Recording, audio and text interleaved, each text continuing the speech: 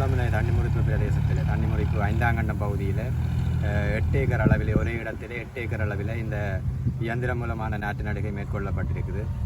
அந்த இயந்திர மூலமான நாட்டு நடுகை விவசாயிகள் தாங்களாக விரும்பி கேட்டதன் அடிப்படையில் விவசாய திணைக்களத்தினுடைய வழிகாட்டலில் அதனை மேற்கொண்டிருந்தவை.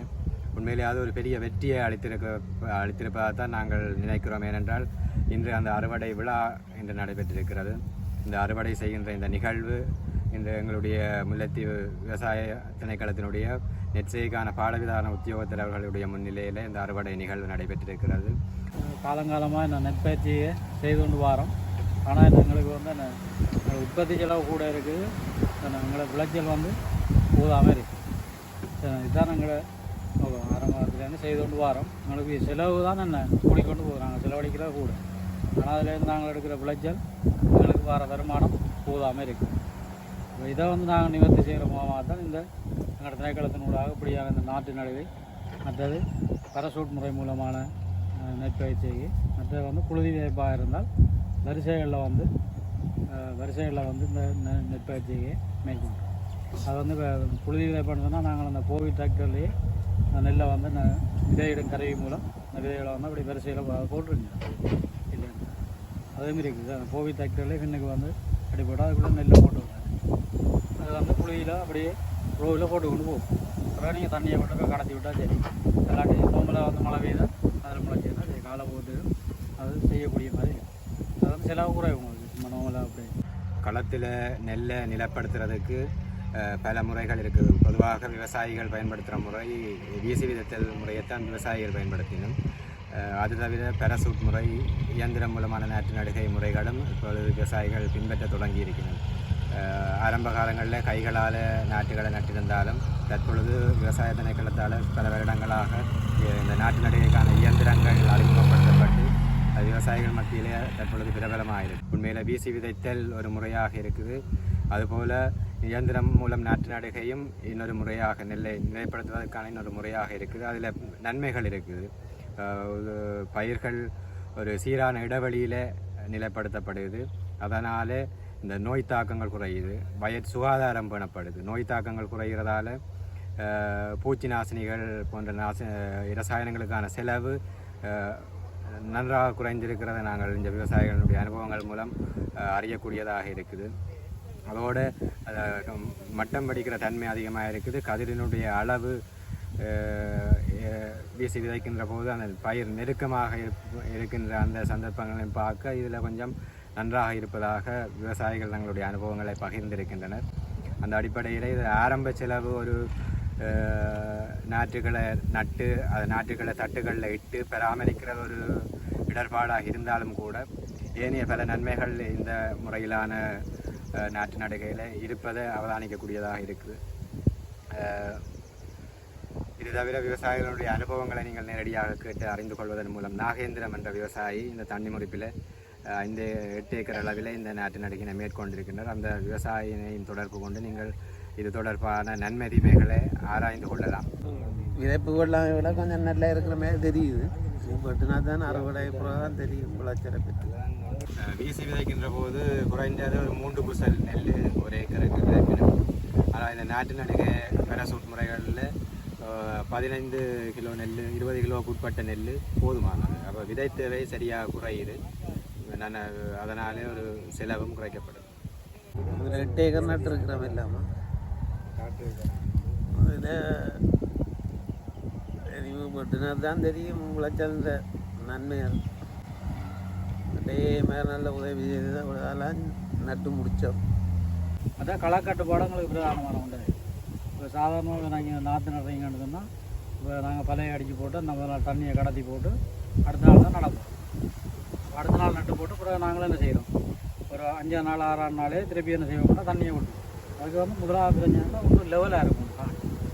இப்போ நீங்கள் சாதாரண உழுது போட்டு இப்போ அந்த லேசர் லெவலில் இருக்குது, அதில் பிடிச்சி லெவல் பண்ணி விட்டிங்கன்னு சொன்னால் ஒரு பாத்திக்கு நல்ல லெவலாக எடுத்து விட்டிங்கன்னு சொன்னால் அந்த மட்டம் வந்து முக்கியமாக இருக்கும். அதை தான் அந்த தண்ணி வந்து எல்லா இடமும் ஒரே அளவில் நிற்கும். இப்போ நீங்கள் நட்டு போட்டு ஒரு 5 நாள் தண்ணியை விட்டு கட்டைக்குள்ளே ஒரு 2 இன்ச்சு தண்ணியை வச்சு கட்டினீங்கன்னா அந்த 2 இன்ச்சு தண்ணி எல்லா இடமுமே 2 இன்ச்சு நிற்குமானதுனால உங்களுக்கு என்ன தொடர்ந்து வர அந்த களைகள் வந்து முளைக்காது. களைகள் வந்து விதையிலேருந்து தான் முளைக்கும். நெக்ஸ்டாக இருந்தாலும் கோழிச்சூடானா இருந்தாலும் எல்லாம் வந்து அந்த விதையிலேருந்து தான் முளைக்கும். அப்போ அந்த தண்ணி புல் நீர் புல் சேறு வடாச்சு எல்லாமே விதையிலேருந்து முளைக்கிறாங்க. அப்போ அதுகளை என்ன செய்யணும்னா நீங்கள் தண்ணியை விட்டு கட்டினோன்னா அவர் வந்து முளைக்கும். அப்படியே கொண்டோல் ஆகும். நீர்மாதத்தின் மூலமே நீங்கள் இதை வந்து அந்த களையை கட்டுப்படுத்தக்கூடிய மாதிரி இருக்கும். அது ஒரு நன்மை இருக்குது. களை கட்டுப்பாட்டுக்கு எங்களுக்கு இந்த களநாசினி கொண்டாய்க்கு நிறைய செலவு இருக்குது. அடுத்த விதை நெல்லுக்கு செலவு கூட இருக்குது. இதில் வந்து அவங்களுக்கு முக்கியமான விஷயம்னா அந்த பராமரிப்பு உண்டு தான். நாற்றை வந்து போட்டு அந்த ஒரு அடி அகலமான 2 அடி அகலமான பயிரில் வந்து வடிவாசத்தை ரோட்டில் நெல்லை வந்து முளை கட்டி போட்டு கொண்டு வந்து போட்டு அந்த நெல்லை வந்து முளைக்க பண்ணி எடுக்கிறதா நம்மளுக்கு ஒரு பராமரிப்பு செய்யலாம். அந்த ஒரு பராமரிப்பு தான் தெரியும். இந்த ஒரு 12 நாளைக்கும் வடிவாக பார்த்து அந்த நாற்றை எடுத்துட்டீங்கன்னா பிறகு வந்து நீங்கள் அந்த வயலை சேராக்கி போட்டு அப்படியே நாற்று நட்டு விட்டீங்கன்னா சரி. பிறகு நீர்மாவட்டத்தில் களை கட்டுப்பாடு நாற்று வேறு கும்பளம் நேரம் போட்டதால் இந்த நாற்று இழுக்கிறதுக்கு கொஞ்சம் சிரமப்பட்டு போயிடுச்சு. மற்றபடி பிரச்சனை இல்லை. அப்புறம் வந்து சாதாரணமாக பார்த்தீங்கன்னா அந்த பூச்சி நோய்களுக்கெல்லாம் நீங்கள் மருந்துகள் அடிக்கிறது சரியான குறைவாக தான் மற்ற நெல்லோட ஒப்படைக்க அள்ளி எறியக்கில் நடக்க முடியுதுன்னா நல்லா நெருக்கம் கூடியும். நெருக்கம் கூடினோடனே பார்த்தீங்கன்னா கதிர் வந்து அந்த ஊசி கதிராக தான் வரும். நெருக்கம் தான். அதனால் உள்ளுக்கு வந்து அந்த ஈரப்பம் சாரி ஈரப்பம் கூட இருக்குது. அப்போ இந்த நோயல் பூச்சிகள் வந்து பக்கண்டு தாக்கும். தாக்கினா அந்த பூச்சியெல்லாம் இப்போ தத்தி எல்லாம் வந்துன்னா கீழே ரெண்டாவது அதுக்கு நல்ல சாரி ஈரப்பதனா இருக்குது. இப்போ இந்த அவர் வந்து நல்லா பெரிய கிளைமேட்டில் கீழே இருக்குது. அந்த தண்ணியும் இருக்கும், நல்ல சாரி ஈரப்பதம் இருக்கும், குறைஞ்ச வெப்பநிலையில் பக்கண்டு பெருகி கொண்டு போகும். பெரியகளை அப்படியே என்ன செய்யணும்னா சாத்தா குடிக்கிறாங்க. சாத்தா குடிய அப்படியே நெல் அப்படியே கருகி கொண்டு போகும். சாந்தாங்க அப்படியே போகும். அதை கட்டுப்படுத்துகிறவங்க எங்களுக்கு மருந்து அடிக்க சரியான சிரமமாக இருக்கும் கொண்டு வருவோம். இதுக்கு அப்படி இல்லை. வரிசைகளில் நடுறோம். அந்த மட்டம் அடிக்கிற தன்மை வந்து கூட அந்த மட்டங்கள் ஒவ்வொன்றிலேயும் இருந்து வர கதிர் வந்து நல்ல வீரியமான தாக்கமுள்ள கதிர்களாக வரும்.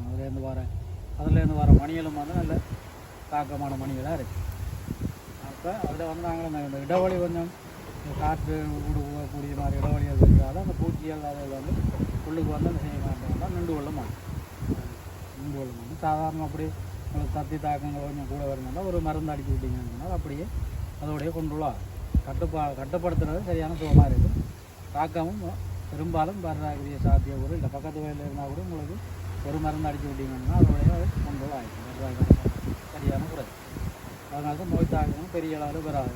இதுக்கு வந்து உள்ளுக்குள்ளே இடைவெளி இருக்கிறதால வந்து இந்த நோய்க்கு விட தாக்கங்கள்லேருந்து நீங்கள் அதிக அளவு பார்த்து நீங்கள் மருந்துகள் கொடுத்து செலவழிக்க வேண்டிய தேவையும் வராது. குறைவு மருந்து அடித்தாலும் குறைவு.